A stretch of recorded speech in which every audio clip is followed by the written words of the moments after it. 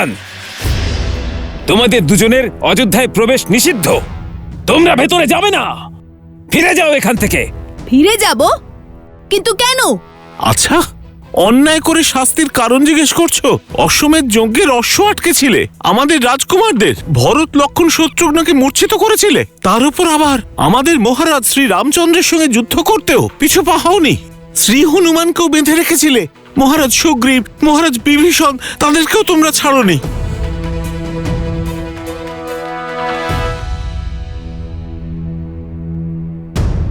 আপনার তো দেখছি সমস্ত ঘটনাই মনে আছে। তাহলে একটু এখানে দাঁড়িয়ে আমাদের প্রশংসা করুন, যাতে সমগ্র অযোধ্যা শুনতে পায়। আসুন আসুন না।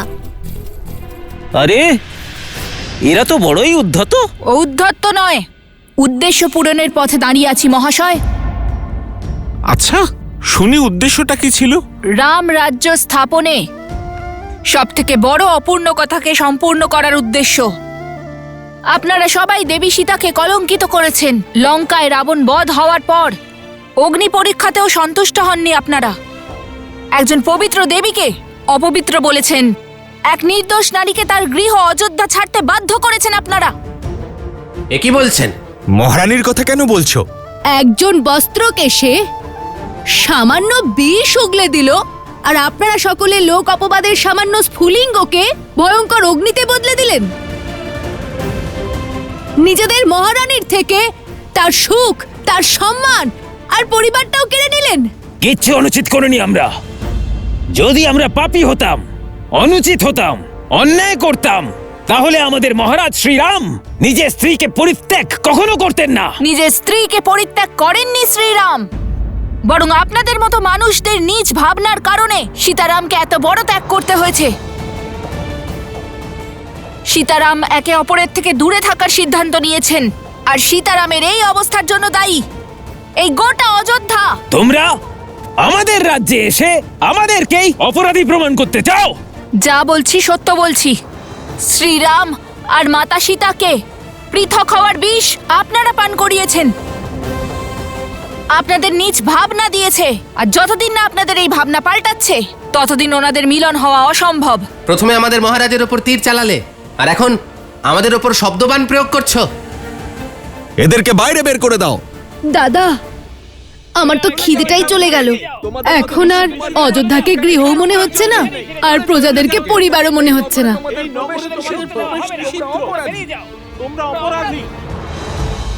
আমরা অযোধ্যাবাসীকে প্রথমেই অশ্বমেধের অশ্বকে বাধা প্রদানকারী লবকুশের আশার সংবাদ দিয়ে ভুল করে ফেললাম না তো? ওদের আবার প্রাণ সংকট না হয়। আমাদের উদ্দেশ্য ওদের প্রাণ নেওয়া তো নয়। আমরা তো শুধু এটাই দেখতে চাই যে দেখো, যেই হোক শুনে মোহিত হয়ে যাবে।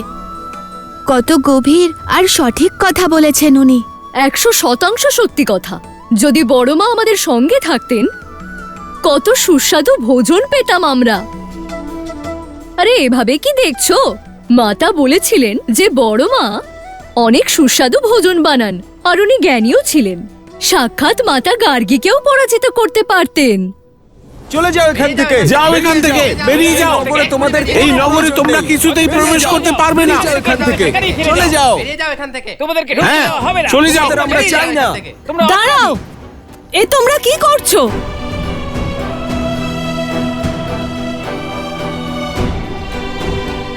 যে ভূমি সর্বদা ঋষিদের সম্মান করেছে, স্বাগত জানিয়েছে, আজ তোমরা সেই ঋষিকুমারদের অপমান করছো। এদের তাড়িয়ে দেওয়ার কোনো অধিকার তোমাদের নেই। এই, মাঝে কথা বলো না তুমি। গিয়ে ঘর সংসার সামলাও। যে আমাদের শ্রীরামকে অসম্মান করবে, অযোধ্যায় সে কোনোদিনই সম্মান পাবে না। যখনই কেউ অযোধ্যায় রাম রাজ্য স্থাপনের ক্ষেত্রে বাধা হবে, তখনই আমরা এভাবেই তাকে অপমান করতে থাকব, যাতে তার বুদ্ধি খোলে। আপনারা যদি স্ত্রী জাতিকে সম্মান না করেন, তাহলে শ্রী রামচন্দ্রকে সম্মান করবেন কি করে? আপনারা নিজেদের শ্রীরামের কাছ থেকেই তার সম্মান কেড়ে নিচ্ছেন। ব্যাস, যথেষ্ট হয়েছে। ধাক্কা মেরে বের করে দাও এদের।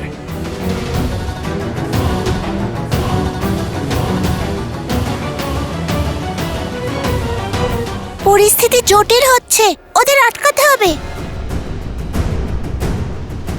জয় সীতারাম, জয় সীতারাম, জয় সীতারাম, জয় সীতারাম, জয় সীতারাম, জয় সীতারাম। শ্রী হনুমান, শ্রী হনুমান,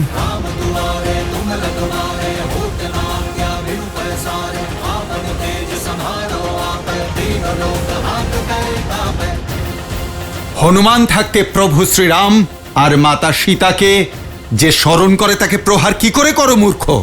মহাবলী শ্রী হনুমানের জয়! মহাবলী শ্রী হনুমানের জয়! মহাবলী শ্রী হনুমানের জয়! মহাবলী শ্রী হনুমানের জয়।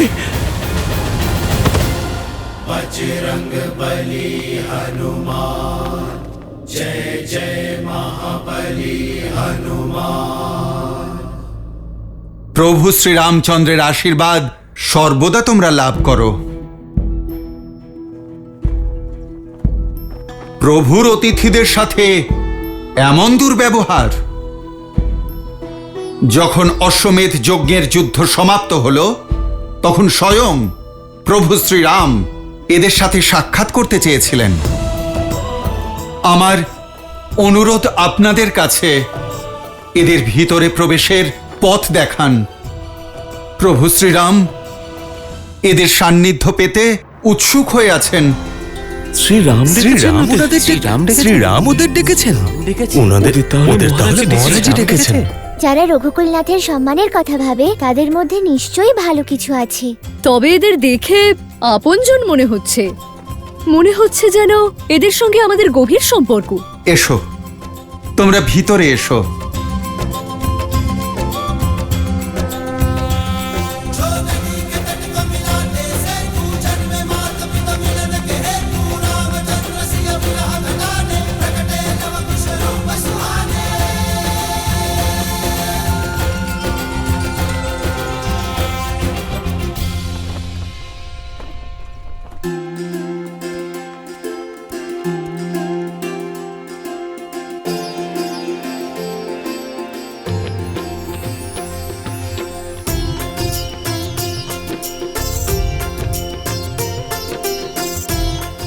বায়ুর বেগ আর প্রকৃতির আহ্বান বলছে আজ বিশেষ কিছু ঘটতে চলেছে।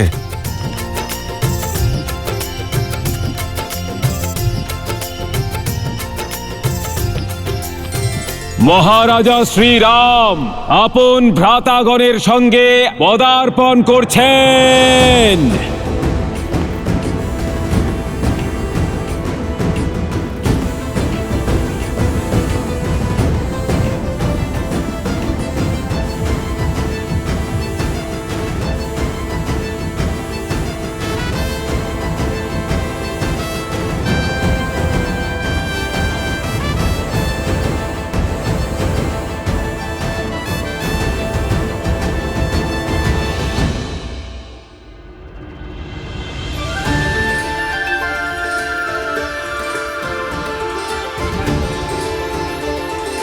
জয় শ্রীরাম, জয় শ্রীরাম! জয় শ্রীরাম, জয় শ্রীরাম! জয় শ্রীরাম, জয় শ্রীরাম! জয় শ্রীরাম, জয় শ্রীরাম! জয় শ্রীরাম, জয় শ্রীরাম!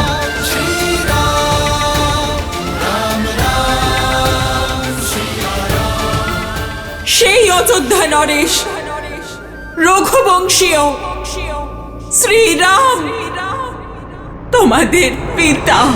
जन्म जन्म का है ये संगम, राम रतन सीता वैभव धाम।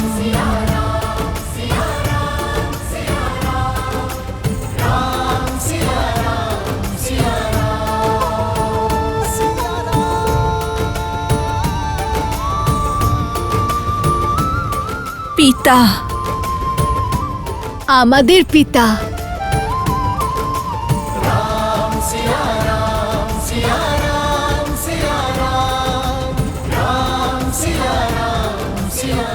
আর একটা কথা স্মরণ রেখো, ভগবান বাল্মীকি এখনো পর্যন্ত তোমাদের দুজনকে সত্য বলবার অনুমতি দেননি।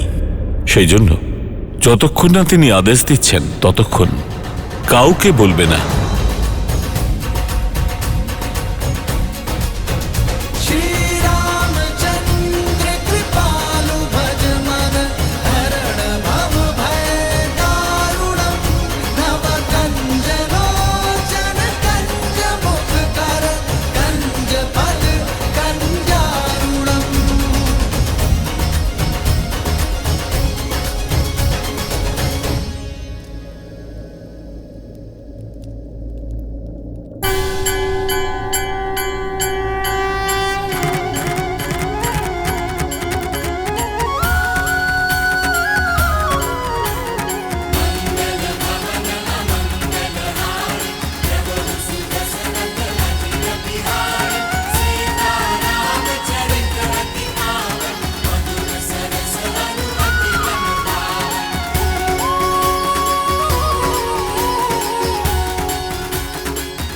আমরা লবকুশ অযোধ্যার মহারাজ শ্রীরামের চরণ বন্দনা করছি।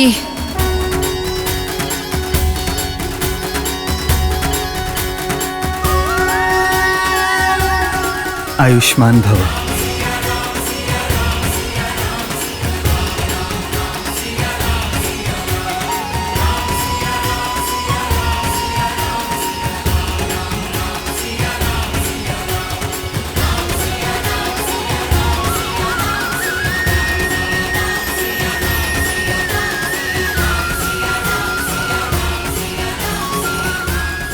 এ কেমন শুভ অনুভূতি ছিল, কেমন তৃপ্তি ছিল।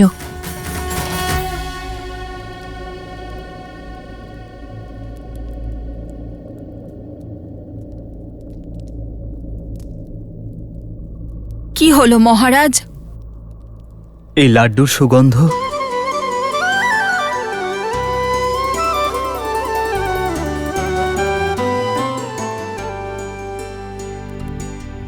ক্ষমা করবেন মহারাজ, কুশ ধন সম্পত্তি সুখ শান্তি সব ছেড়ে দিতে পারে, কিন্তু মাতার হাতের তৈরি লাড্ডু নয়।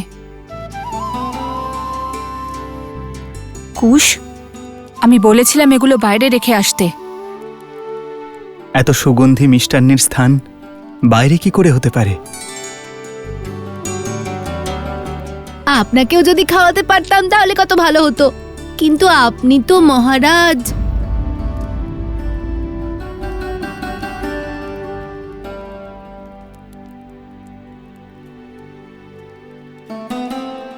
যিনি শবরীর এঁঠো করা বেরি খেয়েছেন তাকে শ্রদ্ধাপূর্বক যে খাবার দেবে তিনি ভালোবেসে খাবেন।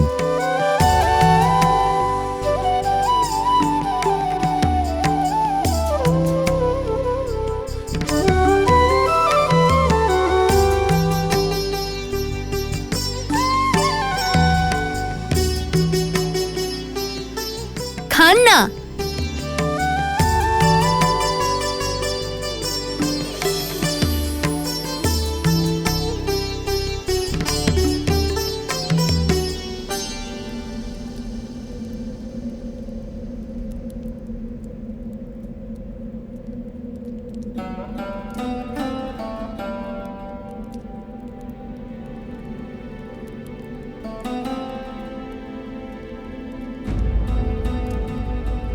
जन्म जन्म का है ये संगम राम रतन सीता वैभव। सीता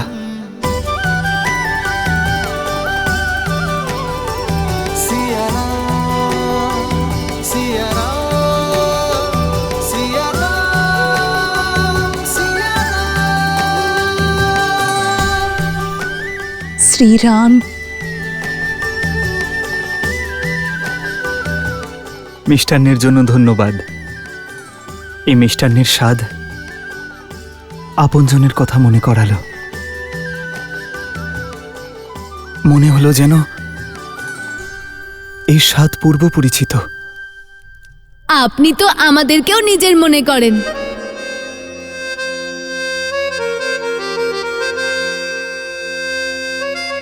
ও বলতে চাইছে আপনার প্রজা।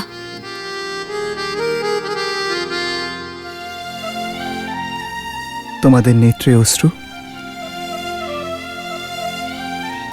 কই অশ্রু না তো, এ তো অনুসূচনার অশ্রু। আপনার সঙ্গে যুদ্ধ করে যে পাপ করেছি তার আফসোস সারা জীবন থাকবে। আমরা সত্য না জেনেই সকলের সাথে যুদ্ধে লিপ্ত হয়েছি। যা করা উচিত নয় তাই করেছি। ভুলকে পাপ বলো না। আর এমনিতেও এসব কিছুর পেছনে অযোধ্যার ভালোই তো লুকিয়েছিল। राम सिया राम जय जय राम राम सिया राम जय जय राम। আমার মনে তোমাদের জন্য কেবল প্রেম আছে, আর কিছু প্রশ্ন। আমরা আপনার সব প্রশ্নের উত্তর দেব, কিন্তু তার আগে আমাদের একটা কার্য করতে হবে।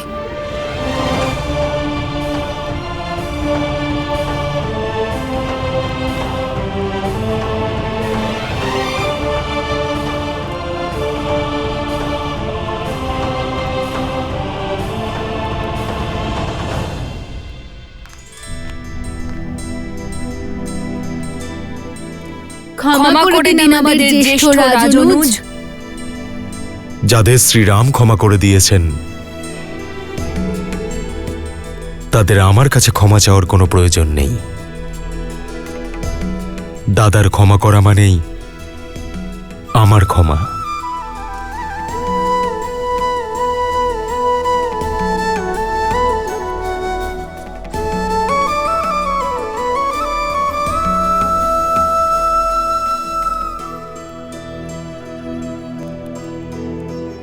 আপনাদের তিনজনের কাছে অপরাধ করেছি, ক্ষমা করে দিন আমাদের।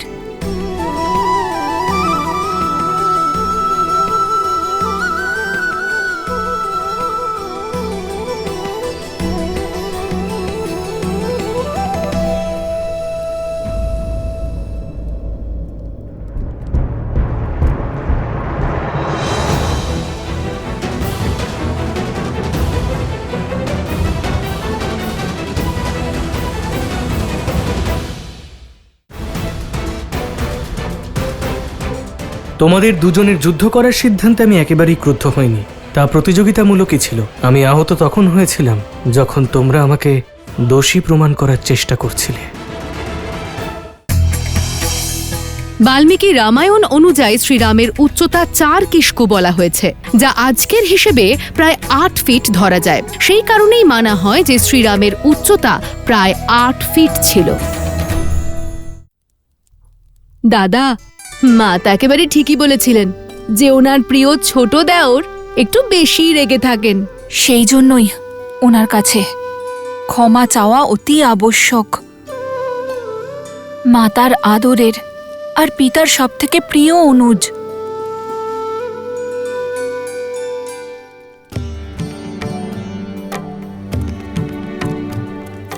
তোমরা দেখছো কি? ভ্রাতা লক্ষণ অপেক্ষা করছেন। ক্ষমা চেয়ে নাও। তোমরা থেমে গেলে কেন? ভয় করছে। কিসের এত ভয়? ওনার ক্রোধকে, যার ক্রোধ দেখলে ত্রিলোক কাঁপে। শুনেছিলাম আমরা যে শূর্পণখার কি অবস্থা করেছিলেন উনি।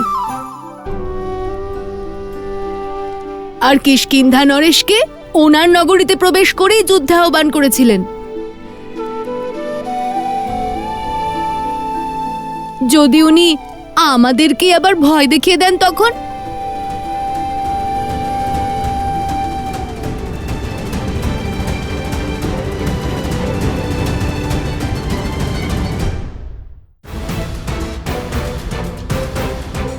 তোমাদের দুজনের যুদ্ধ করার সিদ্ধান্তে আমি একেবারেই ক্রুদ্ধ হইনি।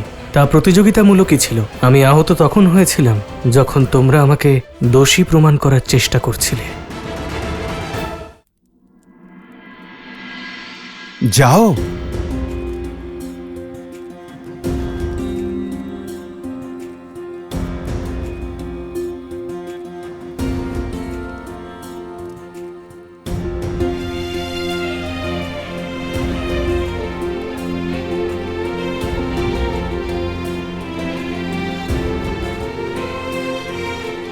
তোমাদের দুজনের যুদ্ধ করার সিদ্ধান্তে আমি একেবারেই ক্রুদ্ধ হইনি। তা প্রতিযোগিতামূলকই ছিল। আমি আহত তখন হয়েছিলাম যখন তোমরা আমাকে দোষী প্রমাণ করার চেষ্টা করছিলে।